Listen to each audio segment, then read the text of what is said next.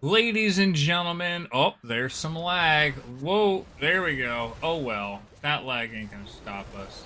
I'm showing you guys a build for the lazy man. Last season, I did the lazy rogue. This season, the lazy poison puddle druid. Now, I don't try and push my builds to the point where they're going to hit pit 95, pit 100, because realistically, I get bored of running all that. I do. I like to switch it up, and I don't really care about running a pit 95 or running a pit 100 or running a pit 210 or whatever they're doing. It just isn't for me. So my thoughts are I'm going to build a druid for the pulverized puddle build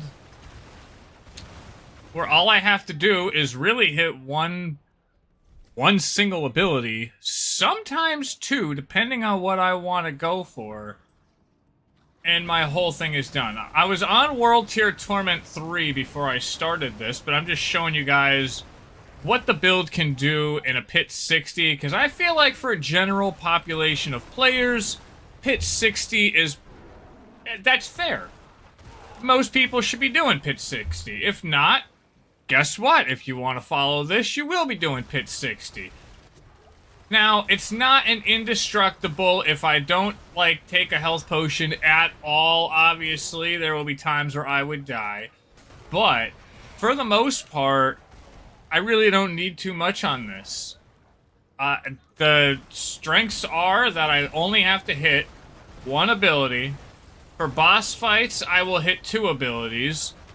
Sometimes three, absolutely depending on what it is and what world tier I'm on. Like if I'm on world tier 4 or tier 3 here, I'll use maybe sometimes a third ability for Belial. If I'm saying that right. Otherwise, it's just pulverize all the way. I have no need for any other ability at this point. It's just this one ability it gets me through everything. I don't have any resource issue. I don't have any attack speed issues where I'm going too slow. The only issue I have is I don't have the build complete how I want it yet, but as it is, this is still absolutely phenomenal. I mean, a pit 60 boss, if he stops moving, there we go. Easily win. Easily. And now, ladies and gentlemen, let's get into the build. Alright. Ladies and gents, this is my build for the Lazy Poison Puddle Druid. Right now I'm in Torment 3. Get here, no issue, and yous will have no issue as well. So, first things first, the helm is going to be Vasilis, if I'm saying that right, prayer. I have this everything's fully masterworked out. I don't have everything exactly how I want it yet, but it'll get there and it works for now. And I'm using the Igni and Gar rune set. Absolutely great. Insatiable Fury. I will be swapping this out for Shroud of False Death, but as of right now, there's no need. Like, this is insanely good for this build right now. So, I mean, I'm going to keep it. I'm going to mess around a little bit more, but for now, this will work for you. My arms. I have the shockwave aspect on them, so that way the pulverize creates a shockwave that travels forward, dealing 110% of the damage to targets in the path. Now I have ranks to pulverize on this, and then willpower and maximum life. You could find ones, if you want, for your tempers to remove earth damage and do earth critical strike chance. That or earth damage, it doesn't matter, because with this build, it's going to be an earth skill anyway, pulverize. The Balt's Will I have on the pants. Not on the pants, but those are the pants I have. For the boots, I have Ursine or Ursine or Ursine, whatever horror. That's for pulverize is now an earth skill, and it overpowers. After it overpowers, blah, your earth skill cooldowns are reduced by 1.25%. That really doesn't matter too much because, I mean, you're only using pulverize. Really. Now, I hate being slow. I like to be able to run through the map as fast as I can and get things done. So, what I did was I put movement speed on the boots. Well, I not put them, but I had them on there. I chose movement speed boots. You don't need to. I also put movement speed as the temper. You don't need to. I could change that temper if I want to, but I'm pretty positive I'm at 200% movement speed for a druid doing this. The main weapon to make this work is the Rotting Lightbringer. For the poison damage, the chance for Pulverize to hit twice, the resource cost reduction, I mean, and if no poison puddles are around you, Pulverize will form a putty that guarantees its own overpowers and deals 500% of its normal damage as poisoning over 7 seconds. So, Pulverizing causes all close puddles to splash 50% of their total damage within their area and around them. And I'm using the Ahu and Quacks on this one. So that way, casting a skill other than a basic or defense consumes all your primary resource to increase your damage up to 100% for 1 second. The necklace, the rabid bear is the aspect I have on this, and that is so while Grizzly Rage is active, your direct damage is converted into poison damage, and you deal 111% more poison damage, and you passively spread rabies. Anyway, I have 50% movement speed on this too, as you could, I like to move fast. So, movement speed's a thing for me. I also have attack speed on this one, Earth Critical Strike Chance, and Grizzly Rage cooldown. So besides Pulverize, the only other ability I use is Grizzly Rage, and that's our ultimate. Very, very, very, very slightly, I will use Debilitating Roar. Very, very slightly, sometimes. The ring, I have the Retaliation aspect on.